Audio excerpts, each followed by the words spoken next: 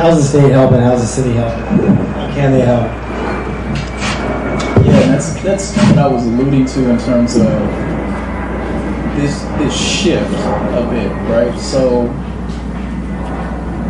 some of the issues that have been alluded to by the Rams, you multiply them by 10 when you get to smaller developers, right? Because the checkbooks aren't the same. If we're just having an honest conversation, right? The ability to support the electeds aren't the same, right? The wow factor is not the same for a smaller developer as it is to try to attract a major professional sports team.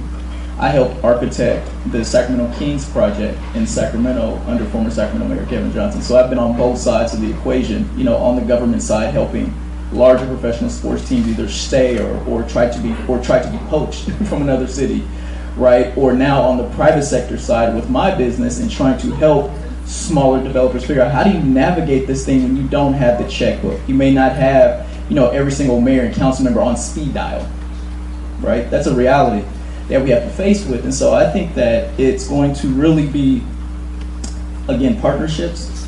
And one of the things that I heard him say that was impressive is that basically what he's doing is a microcosm of what the Rams are doing. But Inglewood really has become a model in many ways, if we're being honest. I mean, I was hearing more about the Rams and the Clippers in Sacramento than in any other city or county in the state.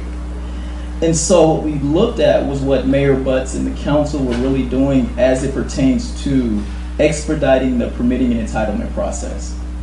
That is huge. And making sure that City Hall and county offices act as one house, right? Not the mayor, not the council, not economic development directors, not revenue officers, not planning. I mean, you can be cut with 1,000 cuts and 1,000 different payments with one branch of government. That's not then talking about the state layer of government, and then the federal layer of government, and then all the special utility districts, right, that come in. I'm preaching to the choir here, but for some of you out there who may be thinking about how do I embark upon some of these journeys, these are the realities. And just like you have in professional sports, it takes professionals, right, in this regard. And I think what it's going to take is, just as we see with those organizations who we've referenced, like the unions, I think that the business community is going to have to figure out a way, even with the competitive environment that exists where you have developers competing against other developers. I think it's really going to take this notion of how do we create a trade organization or a trade association-like entity so that we can have the paid representation like the labor unions, so that we can have a collective muscle that may be better than we can be individually. I think that's what it's going to take, ultimately, because when you look at what labor does well is they're organized and they pool their resources to get the representation that can cause sports franchises the headaches, right? And make sure that prevailing wage and things, not because they have big checkbooks individually, but it's what they do collectively. And so I think you talk about the mid-size and the smaller development in businesses, that's the part they're gonna have to figure out.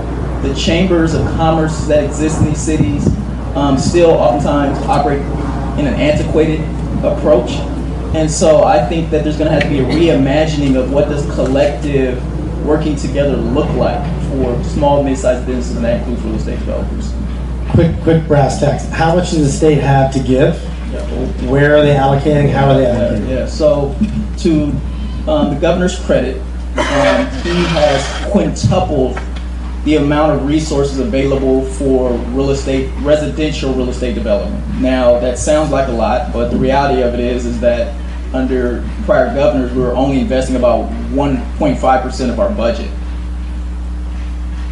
This is a real percentage. To put it in context, education gets about 52% of our state budget. Health and Human Services, which is the next highest expenditure, gets about 27% of our state budget. Housing prior to Gavin was getting about 1.5%. He's quintupled that.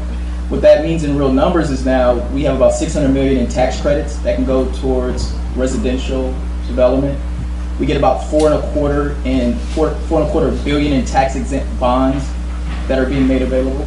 And that's why I talked about that opportunity zone piece was just a killer for us not to create that designation statewide and only depend on the federal one. But again, that comes to, you know, organized labor's fingerprints kind of being on some of this stuff.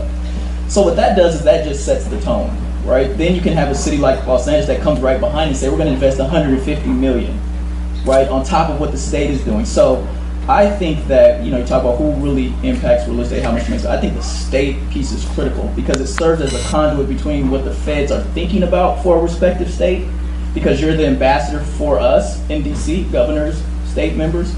And then you also set the stage and the tone for what your local government electeds will do or won't do.